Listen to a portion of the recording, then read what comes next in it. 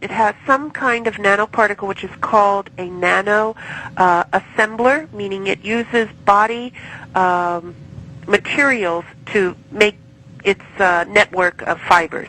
Okay. And I compared it to, we had a sample of a meteorite, which was supposed to be from Mars, I believe, and that meteorite did not match the composition of what the fibers were. It was like someone who had Morgellons touched the meteorite and gave Morgellons to the meteorite, and the fiber, the nanoarrays used the building materials of what it was associated with, which was on that meteorite. So it's kind of like a parasite then. Well, it would be, if you want to call it a man-made parasite, but it has, we sent early samples and photographs to the Secretary and President of the American Society of Parasitology, and the Secretary wrote us back and said that, 1, it is not a parasite, 2, it is not eukaryotic cells, 3, it's not biological, and 4, it is man-made. And what's the truth? So it is man-made, but it's not a parasite. If you look at the results that were received from MIT and Lambda Labs, if you can imagine, I live in the Los Angeles area where there's a very famous Korean drink which is made out of boba, which is tapioca pudding, little round tapioca balls. Anyway, they have very large straws. If you put that straw with another straw inside of it, you have the 2-part polyester resin, and just put a silicone head, which is like a Tootsie Pop, on the head of it, and that's what you have.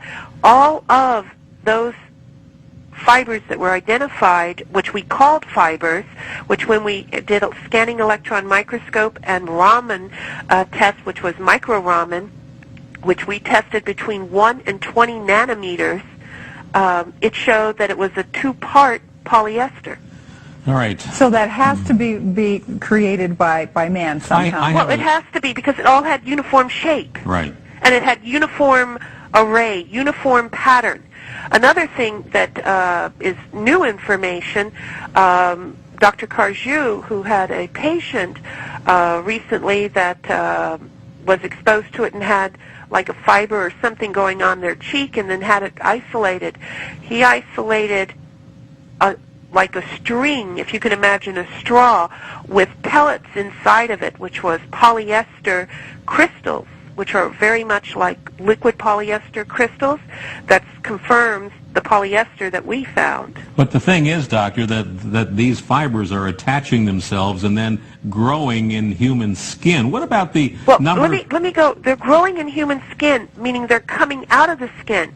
I personally, from interviewing numerous people and also observing it, they have to make a crystal of silica or any of the other crystals go to a silicone or a gelatinous mass. It has to have a pH of 10 and 11, and a pH, the only 2 organs that have that is the intestinal tract and the kidneys. So that means that this material has to go inside the body and grow outward. Oh, man, that is really sci-fi. So what we're seeing on the outside, these individuals that have this, it is literally ripping through their skin and tissue, and that's what they feel. And if you put a piece of steel wool or just a little wood sliver or a sand spur in your skin, that bothers you until you get it out. So if you have this all under your skin, little granules, it's very annoying. Doctor, is that why many Morgellons victims report that they feel like there's little microscopic bugs crawling under their skin? One lady, Vera Gallagher in California, actually took a knife and tried to cut her skin open to remove what she thought were bugs under her skin. Right. I don't know that individual, but that would explain why many people do have this effect, because this material, this nanomaterial, has an affinity for, once it comes out of those organ systems that have the high pH, which is alkaline, so it can make the gel, it goes to the peripheral nervous system, which is just underneath the skin. So it's on the baby nerves, so you're going to feel everything. Oh, those poor people. So now the other thing is these people, they have these real symptoms. They are scratching. Their skin looks... They're real symptoms. Let me interrupt you, Kate. Meaning we have a questionnaire that Dr. Spencer and I use. There's 167 symptoms. And when we get a patient, they're lacking only 3 of those symptoms. But all of the patients that we've seen, they continually have basically all of the symptoms. And they are, if they go to someone else, though, these poor people, and many people who are going to be watching this tonight may have heard of this, or they may even have some kind of symptoms. They go to a regular GP. What happens to them? Well, a lot of them get misdiagnosed. A lot of them get thought of that it's all in their mind. Right. Some of the ones that had, I'm going to say, good response to the medical professional were ones that went to, like, occupational physicians early on that understood a chemical reaction. And the other thing is that a lot of them are getting treated, for parasites when they don't have parasites. And sometimes these medications work with the individual or appear to be working is because these medications are made up of high metals with charges, valence charges, that interact with those transitional metals. Oh, so it stops the process. It appears like it's gone or appears like it's working, but it still comes back because no one has stopped the, as I call it, the assembler, wherever it set up camp and making this continually happen. When you say assembler, that sounds like a robot or something. It's a good place to take a break. The correct term in the literature is called nano-robots. Perfect. We're going to leave that as we go into a commercial break, and when we come back, we'll ask you to explain that to our viewers. Hang on, everybody. Dr. Hildy will be right back.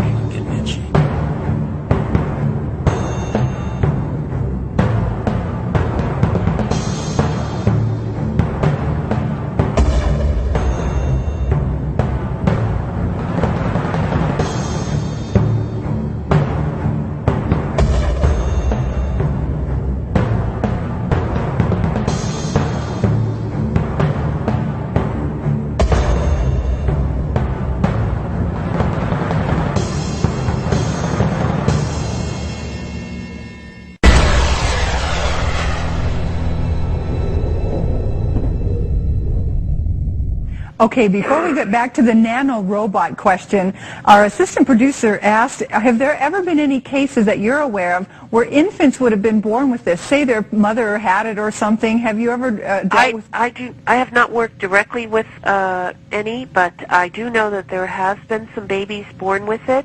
And this was told to me by Shoshana Allison, who's been my immediate person to collect all the information. Yes. Shame.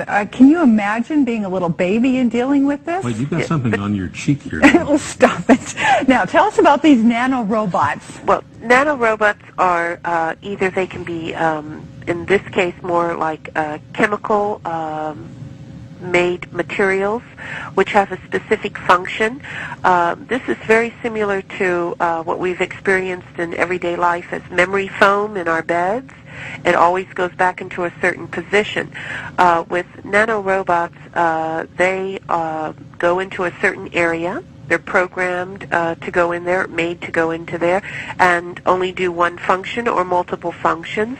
And in this case, make a network that is very similar to a fiber optic network. So within the body. So okay, fiber optics, and you earlier said something about silicone. Now, has there ever been any relationship? I'm sure people would wonder, okay, if somebody had, like, say, silicone breast implants, could that have any bearing on this? Yes, this could, because it could be a media to grow in. But the individuals that we have tested that had the silicone and the silica crystals, they did not have any breast implants. They did not have any type of prosthetic or anything that could be related to silicone or silica.